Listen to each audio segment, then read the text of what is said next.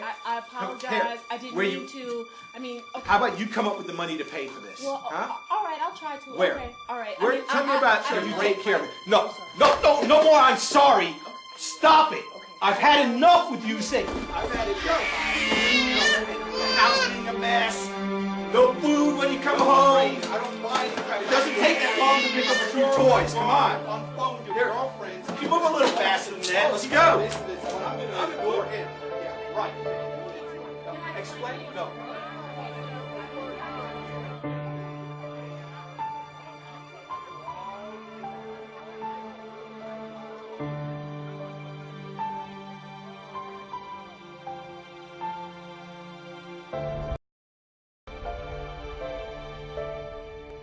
My husband told me 1 month from the date of our anniversary that he wanted a divorce. Packed all of my stuff up in garbage bags. He told me I wasn't allowed to take anything out of the house. He took my house key from me. He took my truck key from me. He took everything from me. He didn't let me have my kids' clothing and my kids' beds to sleep on. He would tell me, I want to kill you. I'm going to kill you. If I don't kill you, I'm going to have somebody kill you. Lots of name calling, degrading things he would say. He would do anything to degrade me. Everywhere I was, I could walk out my front door and look and see him watching me. Who does that? Nobody. You don't do that rationally. When I said, I'm leaving you and you're not going to do this to me anymore, you're not going to control me anymore, that's when the physical stuff started. He told me that the house was his and not mine, and that I needed to go elsewhere. And at that point, he grabbed me by my wrists and he slammed me up along the side of his truck. The neighbors saw what he had done to me and they called the cops. Family violence can be any type of threat, fear, intimidation, or an actual assault of one family or household member against another. Come on, here. It's a problem that's prevalent amongst society as a whole, and we identify the military as being an organization where folks are being displaced from where they may have been born and raised and grew up, and are coming into an environment that has a lot of stress factors.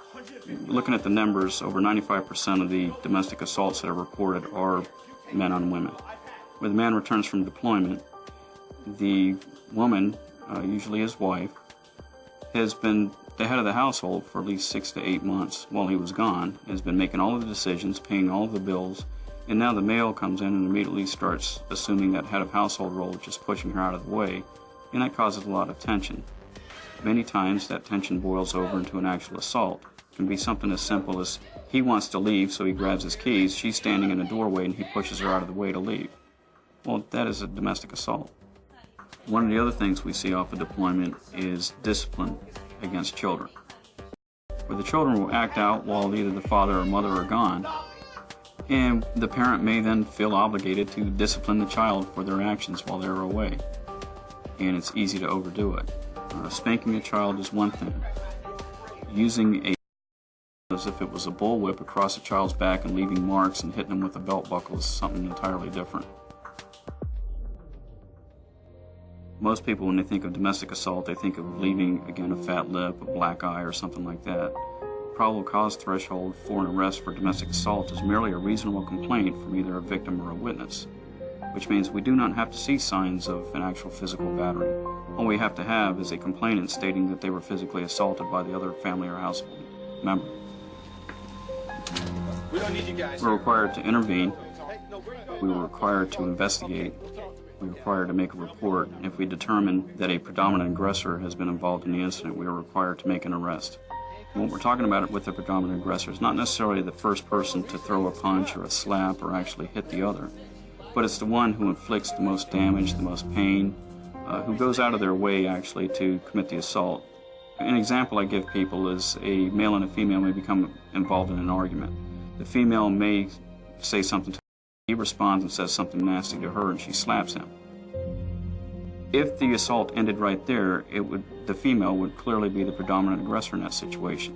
But oftentimes we see the male responding by punching her in the face, which makes him the predominant aggressor. The Navy takes cases of domestic violence very seriously.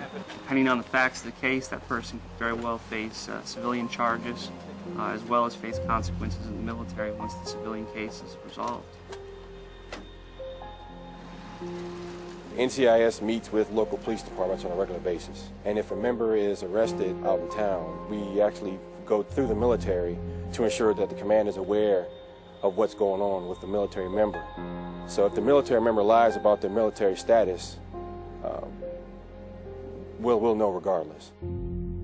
Sailors and Marines face a long list of possible consequences for domestic violence conviction. The immediate threat would be they face the possibility of jail time, a conviction on their record, loss of certain civil rights. They face the loss of rank and would likely result in the loss of most, if not all, of your military benefits. Look straight ahead to the X on the wall. Because he had a protective order over him, he became non-deployable with the military. He lost his rights to carry a weapon and work with weapons. Anybody who is convicted of a family violence incident, whether felony or misdemeanor, can no longer own, purchase, transport, or possess a firearm. And there were no caveats for anybody who was in the military or law enforcement. In the Marine Corps, all billets are weapon-carrying billets, so a domestic violence conviction would very likely result in administrative separation processing for the Marine Corps member. The law also states that anyone who knowingly gives them ammunition or a firearm, such as a chief or an officer, they can be convicted as well for knowingly giving them firearms after they are no longer allowed to possess them. Please approach the bench.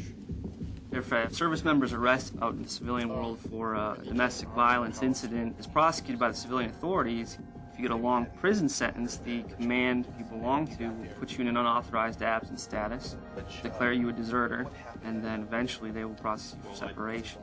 Such a separation would be most likely under other than honorable conditions. Please take the prisoner.